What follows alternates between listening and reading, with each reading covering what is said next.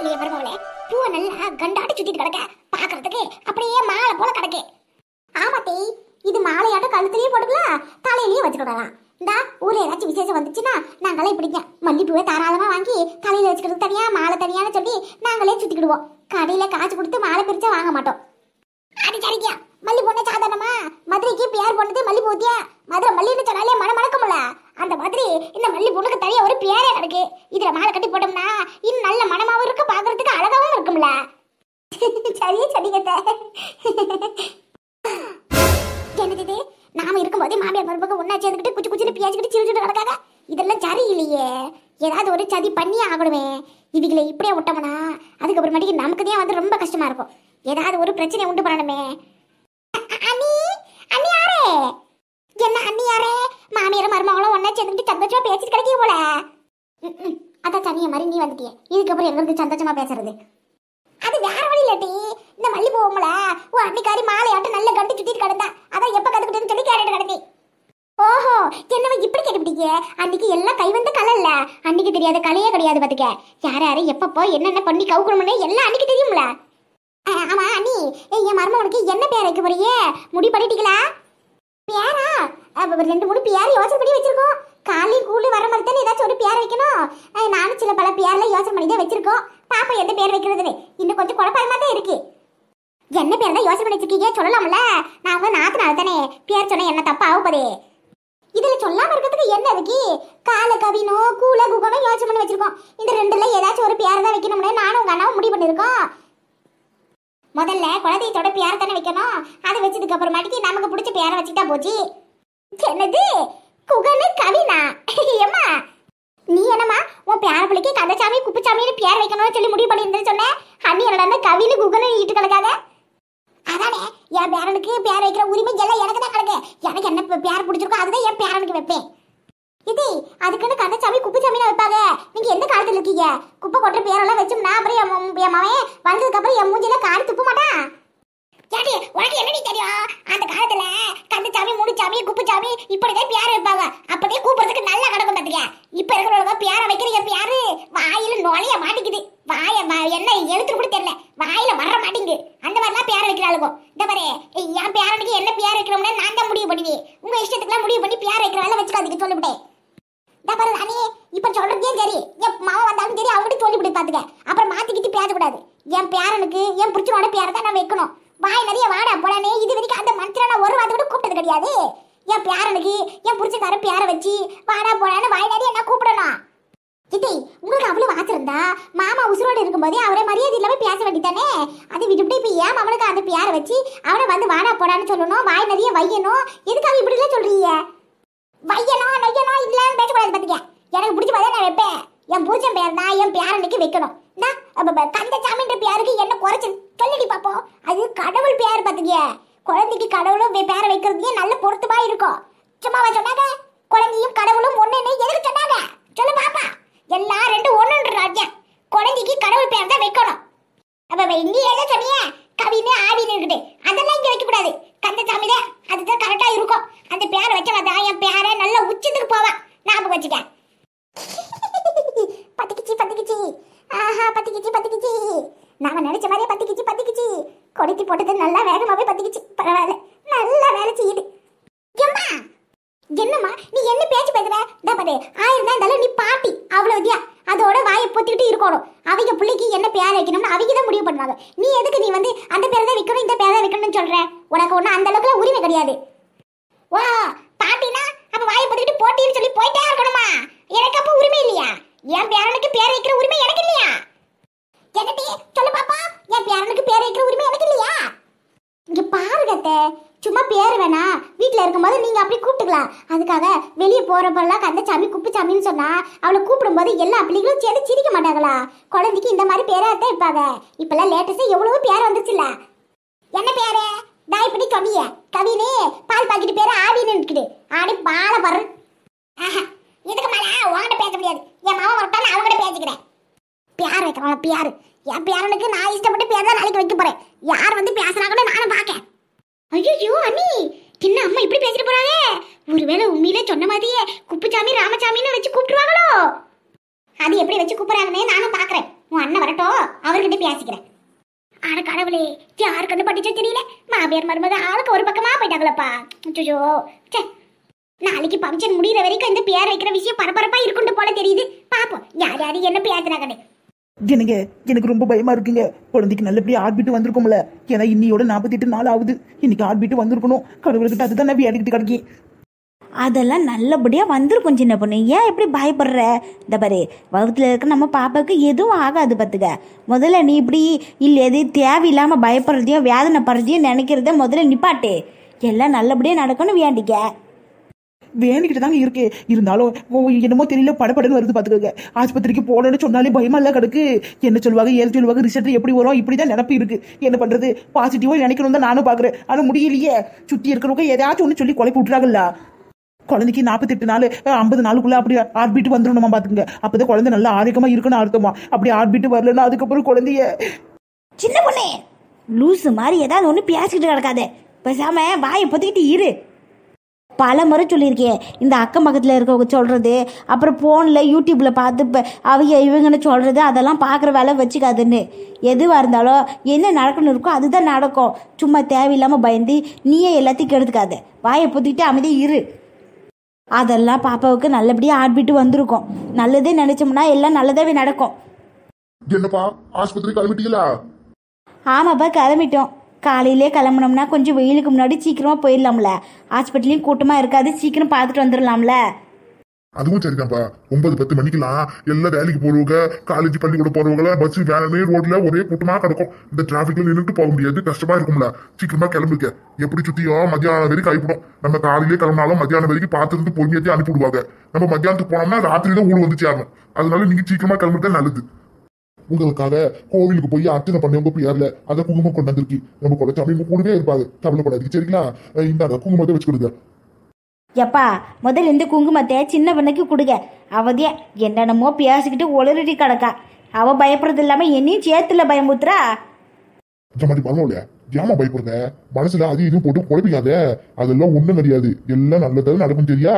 இந்த காலத்துல ஆஸ்பத்திரிக்கு மருந்து மாத்திரை ட்ரீட்மெண்ட்னு எவ்வளவோ வந்துருச்சு. தெருவுக்கு ஹோட்டல் கடை இருக்கிற மாதிரி உடனே ஓடி போயிடலாம் ஆஸ்பத்திரிக்கு. அந்த மாதிரி அங்கங்க ஆஸ்பத்திரி கிடைக்கு. அந்த காலத்துல ஆஸ்பத்திரியே கிடையாது. 10 கிலோமீட்டர் 5 கிலோமீட்டர்னு அந்த ஆள் பக்கம் போய் தான் ஆஸ்பத்திரிக்கே போவோம். அதுவும் இந்த மாதிரி விஷயத்துக்குலாம் போனதே கிடையாது. ரொம்ப அவசரம் முக்கியமானதுல மட்டும்தான் போயிருக்கோம். அந்த காலத்துல மாற்றம் ஆகிட்டாங்கன்னு சொன்னா போதும் அடுத்தது புள்ள பிறந்துச்சுன்னு சொல்லுவாங்க.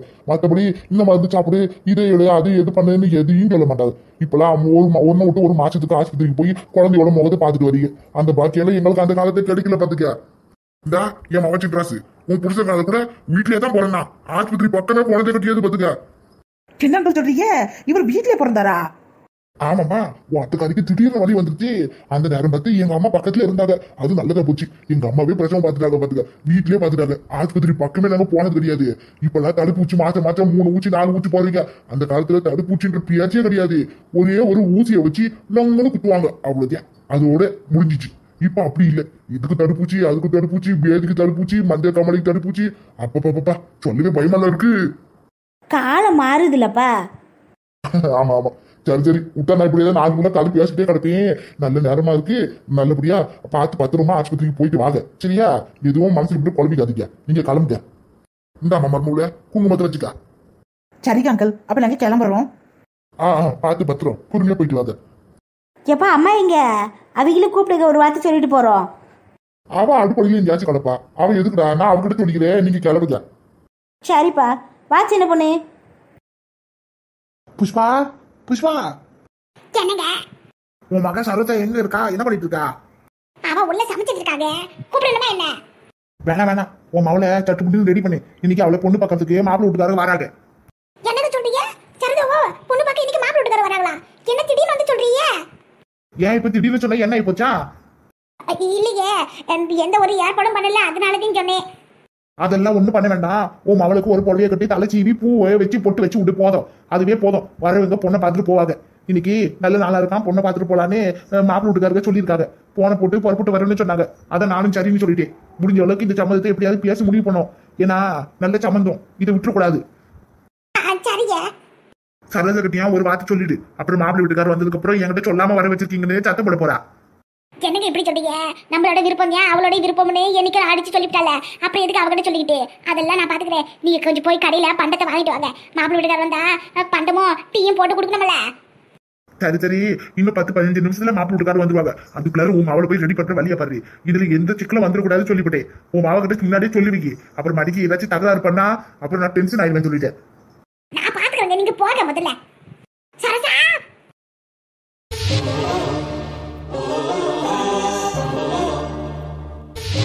குமாரே, குமாரே, அடே குமாரே, அடே குமாரே, என்னம்மா எதுக்கு இப்படி வந்து கத்திட்டு கிடக்கீங்க?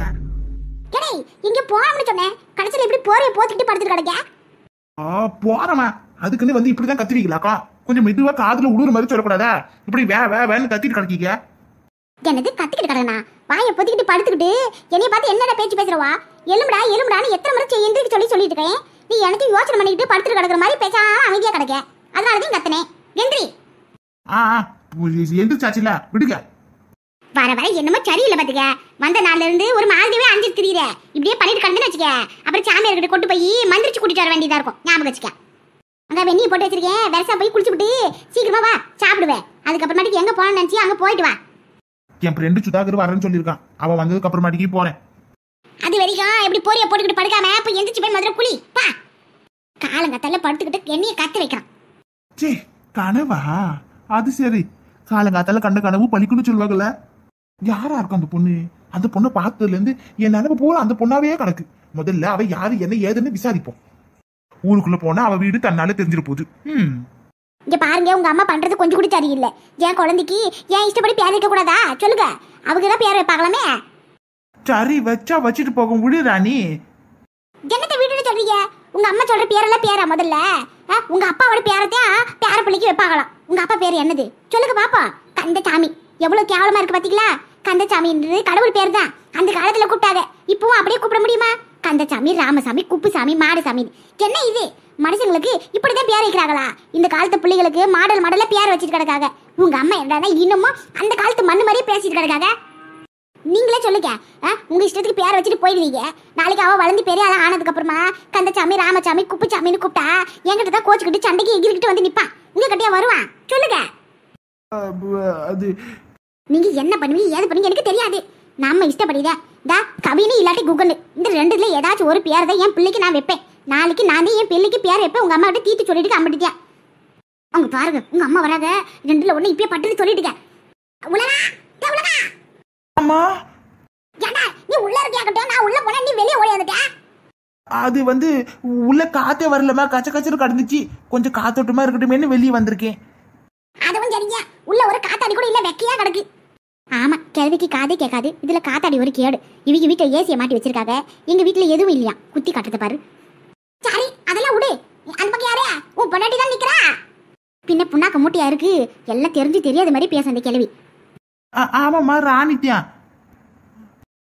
அப்ப சரி, அதுக்குள்ளார எல்லா இன்ஃபர்மேஷனும் உனக்கு வந்திருக்குன்னு தெரியும். இந்த பாருடா, நாளைக்கு என் பேர பிள்ளைக்கு நான் தான் பேர் வைப்பேன். உங்க அப்பா பேர் தான் என் பேர பிள்ளைக்கு வைப்பேன். சரியா? முடியாதுன்னு சொன்னேன்னு வச்சுக்கோ, அவனை மூஞ்சி மேல குத்துவேன். அப்பா பேரா? ஏம்மா, அப்பா பேருல அப்புறமா வச்சுக்கலாமேம்மா.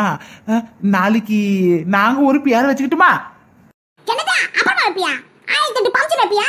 அடே, நாளைக்கு என்ன பம்சனு? பேர் வைக்கிற விழா. அப்போ நாளைக்கு தானே பேர் வைக்கணும். அது என்ன உங்க அப்பா பேர் மட்டும் அப்புறமாட்டிக்கு வச்சுக்கோ. உங்க அப்பா அவ்வளவு கேவலமா போயிட்டாரா? சொல்லுடா. ஏம்மா அப்படி இல்லம்மா. அது வந்து கந்தசாமின்ற பேரெல்லாம் குழந்தைக்கு இந்த காலத்துல யாருமா வைக்கிறா? நாம வைப்போம்டா. அந்த பேருக்கு என்ன கேவலமான பேரா? சொல்லுடா. அப்ப உங்க அப்பா கேவலமானவரா? சொல்லுடா. இல்லம்மா. என்ன அழுகுறீங்க? ஆமான்னு சொல்லுங்க. கந்தசாமின்ற பேரு கடவுள் பேரு. அது எவ்வளவு அழகா இருக்கு. வாயில கூப்பிடுறதுக்கு அற்புதமா இருக்கு. இந்த காலத்துல கன்றாவியான பேரெல்லாம் வைக்கிறீங்க. வாயில நுழைய மாட்டீங்க. அதெல்லாம் ஒண்ணு வானா. இந்த மாதிரி 4 பேர் கூப்பிடணுன்றதுக்காண்டி தான் நல்லபடியா ஒரு பேர் வைக்கிறோம். அது வாயில நுழையிற மாதிரி வைக்கணும். அதை விட்டுவிட்டு என்னென்னமோ நீங்க அந்த பேர்ல எனக்கு பிடிக்கலப்பா சொல்லிவிட்டேன். என் புருஷன் பேர் தான் என் பேரனுக்கு வைப்பேன். எனக்கு பேர பிள்ளை பிறந்தா என் புருஷன் பேரை வைக்கிறேன்னு நான் வேண்டிக்கிட்டேன். அதே மாதிரி அந்த கடவுளை எனக்கு பேர பிள்ளை கொடுத்துருக்காரு. இந்த மாதிரி மறுபடியும் உங்க அப்பாரே மறுபடியும் உன் வயிற்றுல வந்து பிள்ளையா பிறந்திருக்காருடா. அதெல்லாம் பெரிய புண்ணியம். அவர் பேரை வைங்க, அதான் நல்லது. சரிம்மா. அட பால் மனுஷா, ஆ பாக்குறேன் நாளைக்கு என் பேரனுக்கு என்ன பேர் வைக்கிறீங்கன்னு பாக்குறேன். என் புடிச்ச பேரை வைக்க மாட்டேனாமே, என் பேர் பிள்ளைக்கு என் புடிச்ச பேர் தான் வைக்கணும். என்னங்க என்ன உங்க அம்மா பேசுனதுலாம் ஊன தலையிட்டு போறீங்க? உங்க அப்பா பேர் என்ன அவ்வளவு அழகாவா இருக்கு? சொல்லுங்க பாப்பா. ராணி கொஞ்சம் புரிஞ்சுக்கிய, அம்மா ஏதோ ஆச்சப்படுறாங்க, வச்சுக்கிட்டு போட்டு விடு. நம்ம இஷ்டப்படி நம்ம ஒரு பேரை வச்சுக்கிடுவோம். குழந்தைக்கு முதல்ல என்ன பேர் வைக்கிறோமோ அதுதான் நிரந்தரமா இருக்கும். அவங்க இஷ்டத்துக்குலாம் ஒரு பேர் வச்சுட்டு இருக்க முடியாது. உங்க அம்மா கிட்ட எப்படியாவது ராத்திரிக்குள்ள பேசி சமாதானப்படுத்துற வழியை பாருங்க. அவ்வளவுதான் சொல்லிட்டேன். இல்லாட்டி அவ்வளவுதான் டென்ஷன் ஆயிடுவேன். என்னை பத்தி உங்களுக்கு தெரியுமில்ல, நான் கோவம் வந்துச்சுன்னா பத்திரக்காலியா மாறிடுவேன். என் பையனுக்கு நான் வச்சு பேர் தான் வைக்கணும் சொல்லிவிட்டேன். ஐயோ, என்ன இப்படி ஆளுக்கு நம்மளும் போட்டு மிரட்டிட்டு போறாங்க. பேச்சாம பேர் வைக்கிற விழாவே வைக்காம விட்டுறலாமா? இந்த பக்கம் அம்மா, இந்த பக்கம் பொண்டாட்டி, நடுவுல புரிச்சே போச்சுடா போச்சு.